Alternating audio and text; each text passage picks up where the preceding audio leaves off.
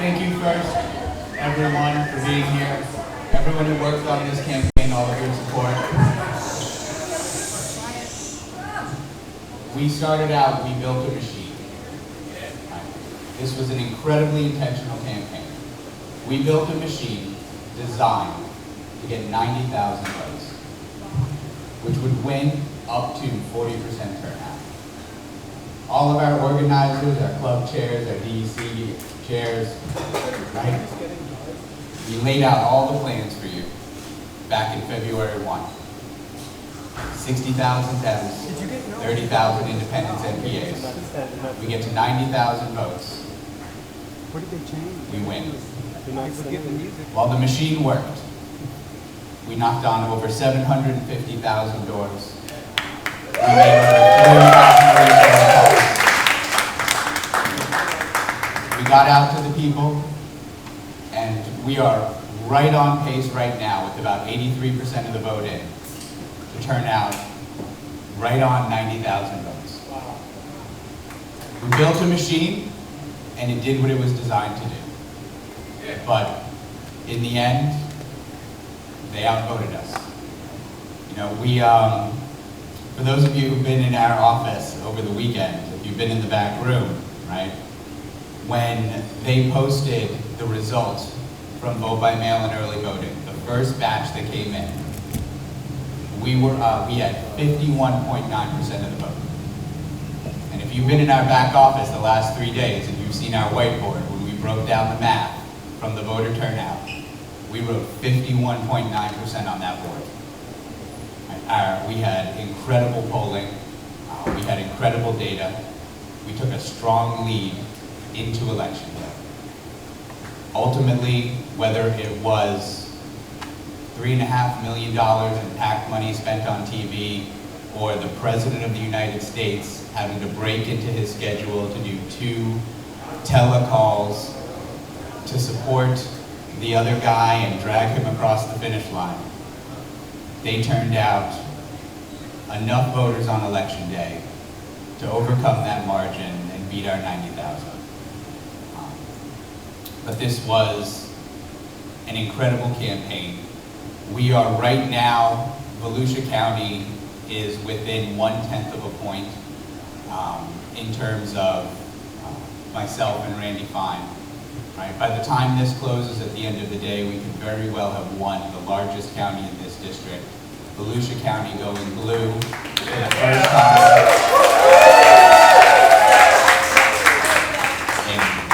I don't even know when. I only looked so many elections back and it wasn't blue on any of them. We had an incredible turnout here. We built the machine and it did exactly what it was supposed to do.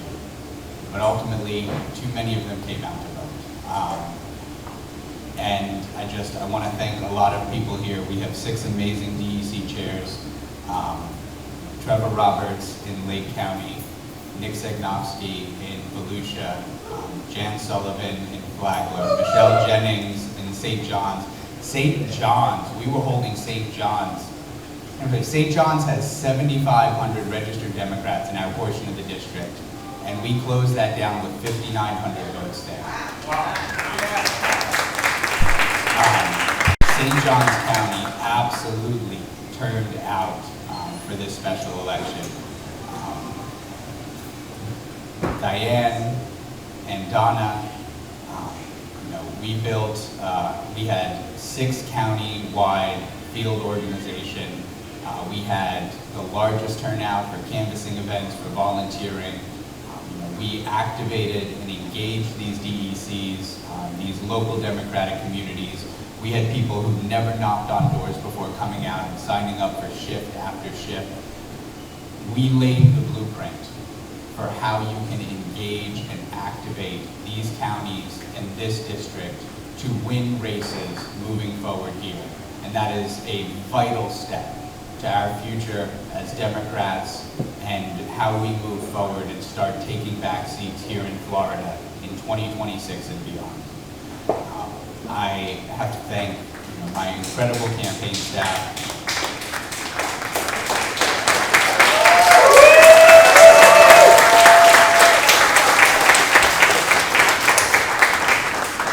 incredible campaign staff, my campaign manager, Wendy Garcia, our deputy campaign manager, Gabrielle Adekunle,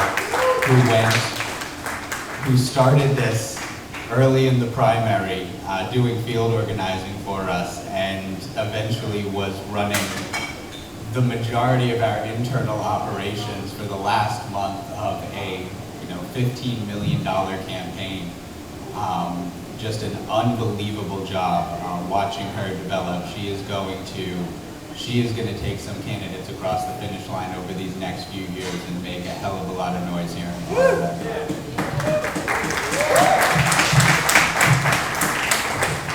And I have to talk about our incredible fundraising team, because we knew when we were building this that we had to raise money. And from the very beginning, we worked with Tiger Rowe from Pranayama Strategies, and my good friend Jackson McMillan from Keyline Strategies, who managed to take a teacher with no public profile and turn him into a $15 million candidate getting spots on MSNBC.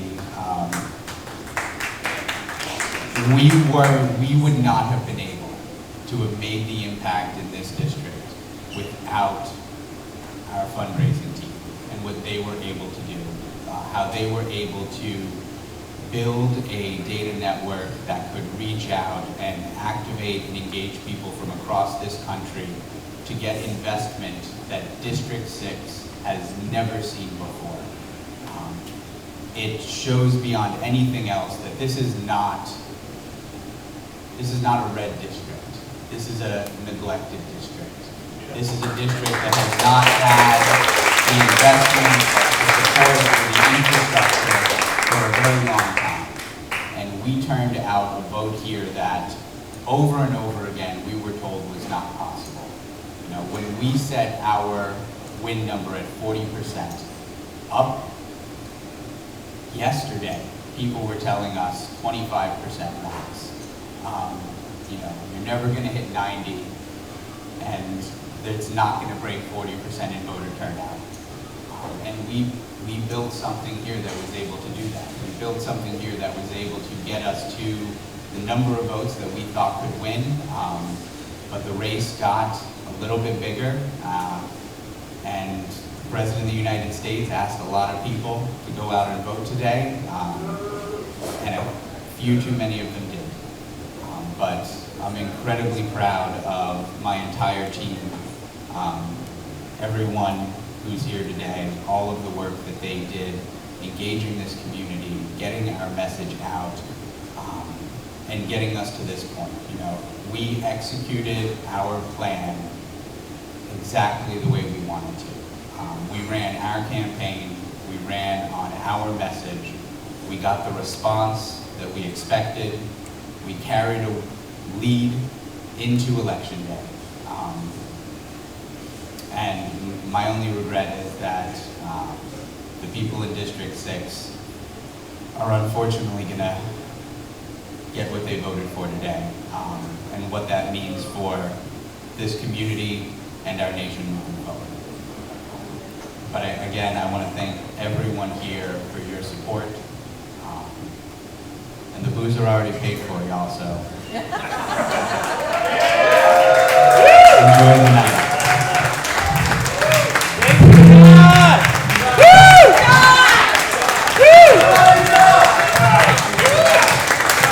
Still sing for a minute, man. He's the real deal.